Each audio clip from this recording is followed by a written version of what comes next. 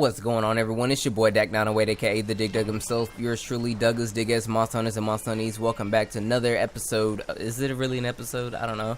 Duramboros is who we're fighting today because Duramboros is one heck of a cool monster. Let me tell you this: Duramboros was introduced in Monster Hunter 3rd. That's Portable 3rd if you want to be very anal about, you know, the exact titles and stuff for things. But Portable 3rd is where he got his first, you know, his debut. Most of us actually fought him in Monster Hunter 3 Ultimates.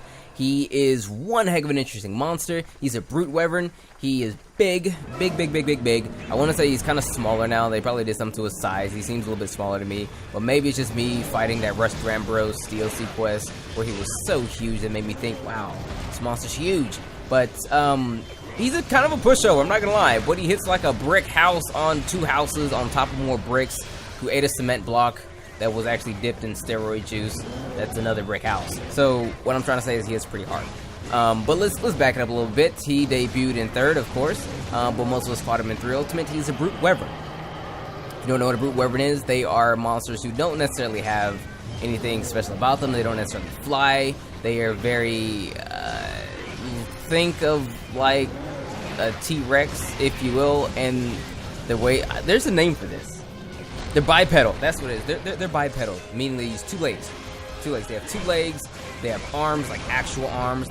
Normally smaller arms. I mean, look at these little nubbies right there. He's not going to do anything useful with those joints, but he has arms nonetheless. Not wings, arms. He has a tail. He's outfitted with a pair of horns, and he tends to lose his temper a lot. Brute wyvern. So, with that being said, moving over, let's talk about the things that we all came to, you know, the reason why you came here.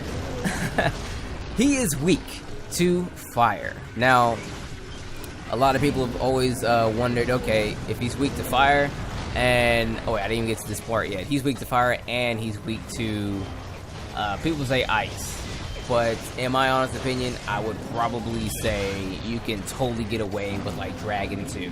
But they're like, yo, Dak, it says that he's good against Dragon. Let me explain. The only reason why I say he's good against ice well, he's weak against ice and fire is because ice and fire are the only 2 elements that actually have damage buffs or damage bonuses on every particular hit zone on this monster. Dragon, it doesn't actually have a damage buff when attacking his horns. Other than that, they have practically point for point same damage buffs in every hit zone as ice. So in a pinch, come here with some ice, you know what I mean? Excuse me, some dragon if you got it. If you don't have any ice or fire. But other than that, it's up to you to what you want to bring. Now, let me talk about the weak spots. Now, his weak spot is his hump.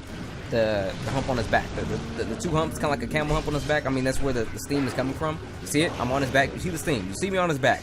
Those 2 humps are his weak spots. If you attack those, you do more damage. Now, if you break them, because you can break them, because you can mount and you can attack him when he falls over, whatever. If you break them, you'll do even more damage.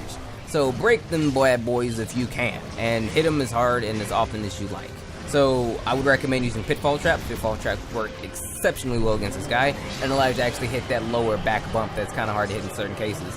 I decided to use the gun lance in this guy because if you aim up and shoot with the gun lance, that actual explosion hits high on the back of the monster, doing damage to the hump. So if you ever wondered, yo, how am I supposed to hit that thing? Well, now, since there's aerial, you don't have to wonder. You can just hit the thing, but that's that.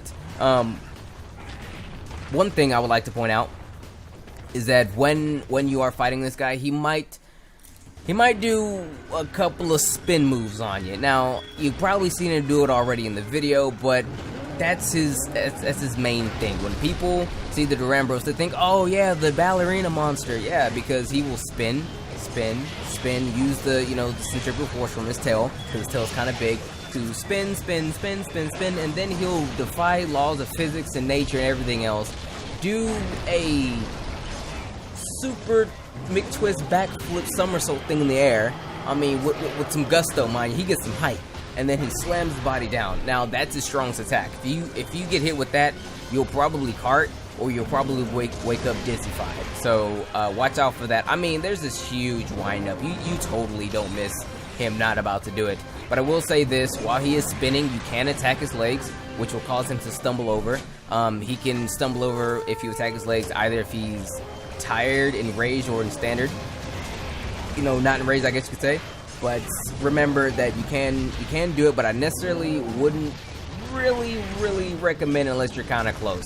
Don't go in for the attack if you have to go in. If you're already in the area, attack his legs, because I don't know if this monster's very good at math, but he's probably very good at math, because a lot of times he'll think, yeah, I can totally make it in here, and then he'll space himself at a damn good distance between you, him, and his tail, and he'll hit you with the tail instead. So watch out for that. It hurts pretty good.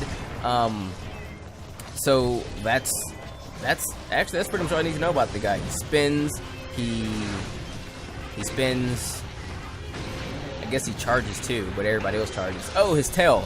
He will slam that tail with gusto. Okay, when I mean with gusto, I said gusto twice, maybe 3-4 times now already. But I mean, he will slam that tail and he'll hit you with it. He's very good at like really lining up his tail slams on you, so you got to really watch out when he actually gets to using the tail. But one thing I will mention about the tail: if you are a gunner, bow gunner, or bow, if you attack his tail, that is your particularly decent, weak spot.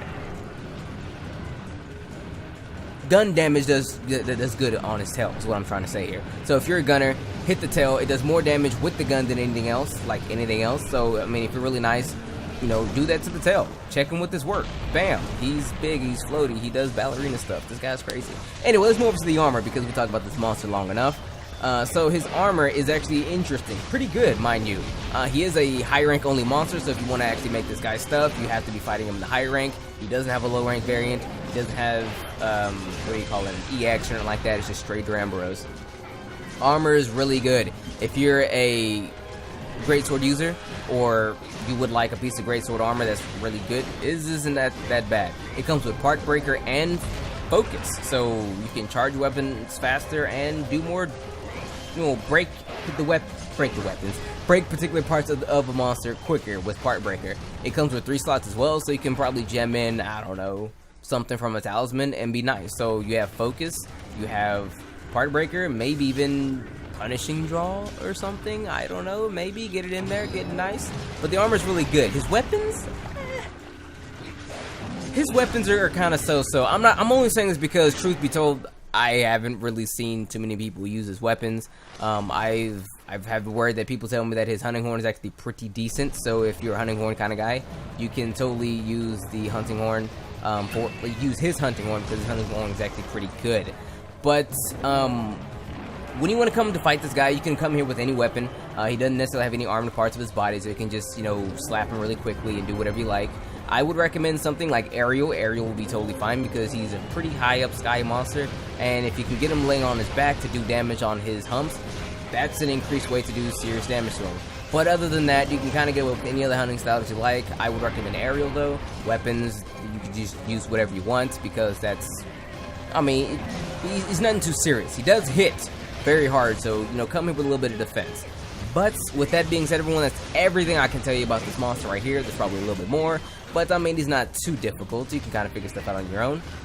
You can mine his tail. So when when he does this big loop and slams himself on the ground, you can mine his tail.